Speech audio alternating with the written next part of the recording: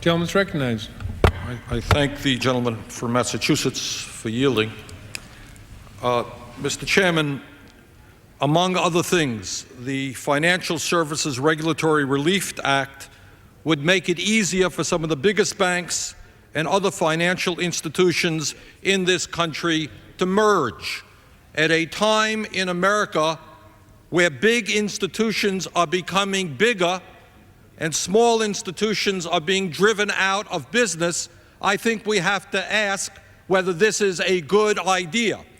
At a time in America when the people on top are making out like bandits, the middle class is shrinking and poverty is increasing, I think we have to ask whether it is proper for the United States Congress to give quote-unquote regulatory relief to huge multi-billion-dollar institutions. I think not.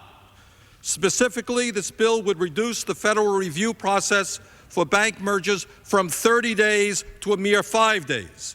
This bill would allow the Officer of Control of Currency to waive notice requirements for national bank mergers located within the same state.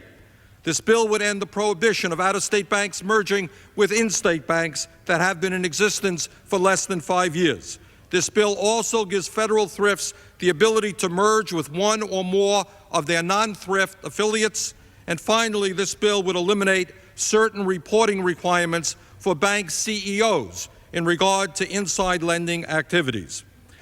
Mr. Speaker, I have serious concerns about the provisions in this bill, but equally important, I have major concerns about what this bill is not addressing, what it is not addressing, and what the American people and consumers all over this country are deeply concerned about. For example, while the prime rate is at an historic low of 4%, and the Federal Reserve has lowered the federal funds rate 13 times to a mere 1%, credit card issuers are making record-breaking profits by ripping off consumers through outrageously high interest rates of 25 to 30%.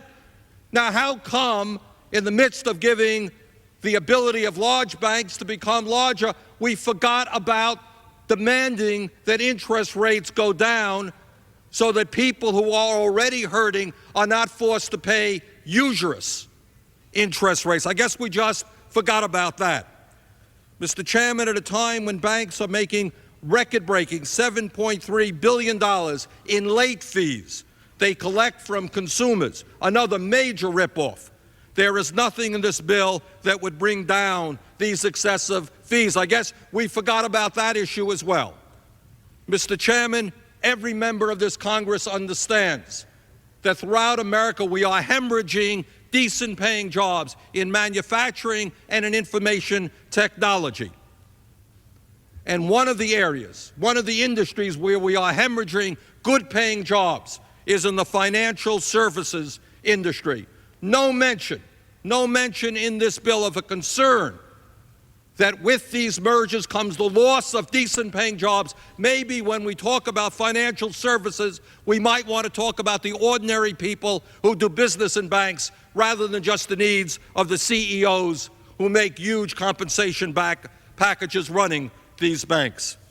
Mr. Chairman, while credit card issuers are ripping off middle-class Americans by charging sky-high interest rates and outrageous fees, credit card CEOs are laughing all the way to the bank. And mark my words, this will be an issue that the American people will demand this Congress to address.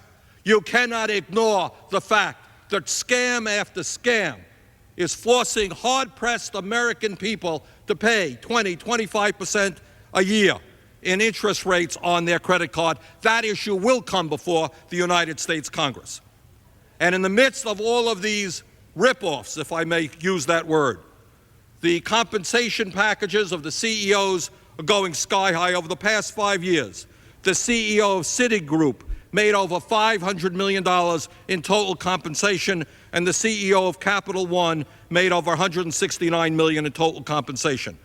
When we deregulate these industries, maybe we want to say a word on that issue as well.